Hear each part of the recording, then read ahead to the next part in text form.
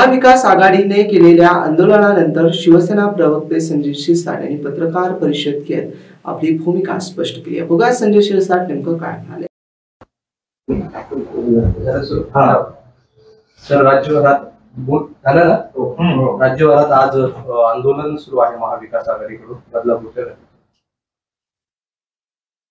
महाविकास आघाडीतर्फे जे आज बंदची हाक दिली होती कोर्टाच्या निर्णयामुळे त्यांनी ते आंदोलन आज केलं नाही, परंतु काही ठिकाणी निश्चित आपला अस्तित्व दाखवण्यासाठी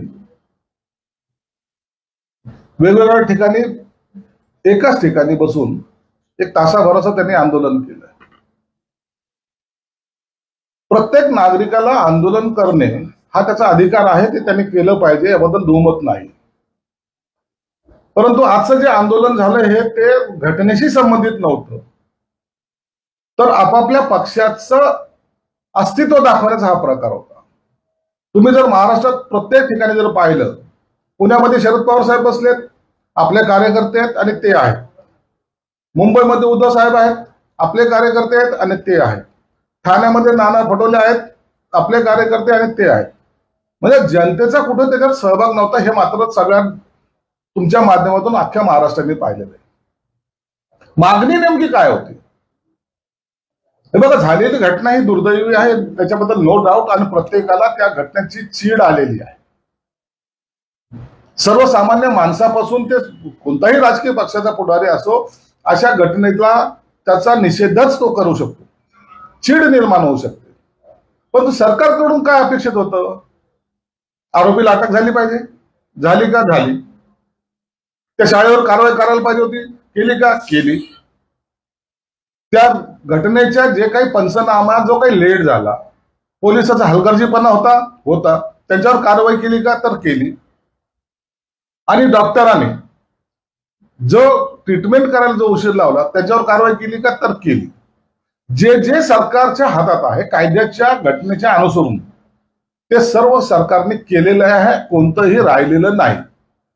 आमची अशी अपेक्षा होती, हे सत्ता चालवत असताना किंवा हे सरकार चालत असताना जेव्हा असा सामाजिक प्रश्न येतो त्यावेळेला सरकार कुणाचं हे न पाहता, आपण विरोधात आहोत हे न पाहता, एकत्रितपणे तुमचं काही सजेशन असेल, तुम्हाला वाटतं की हे नाही आणखीन हे पण झालं पाहिजे होतं, तर अशा सूचना सरकारला दिल्या असत्या तर एक वेगळा मेसेज या समाजामध्ये गेला असता.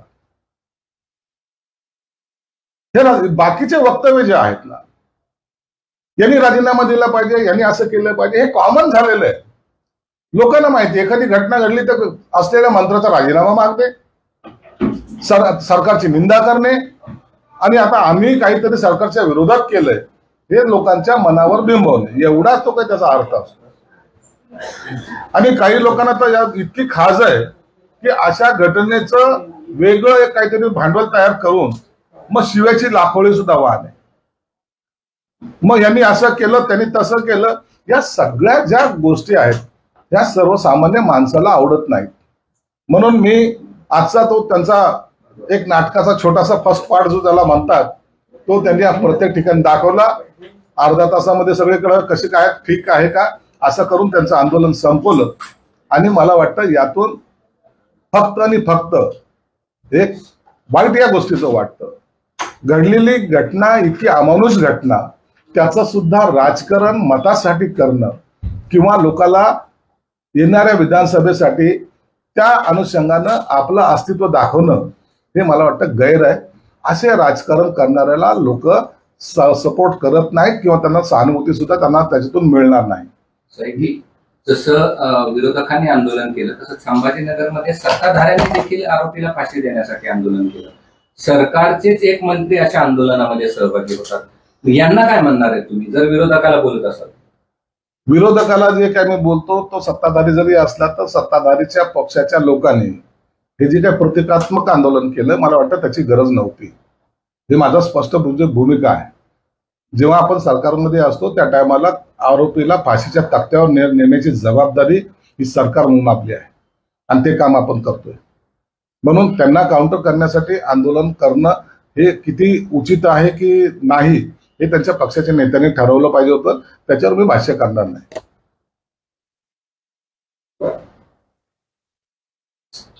हे जे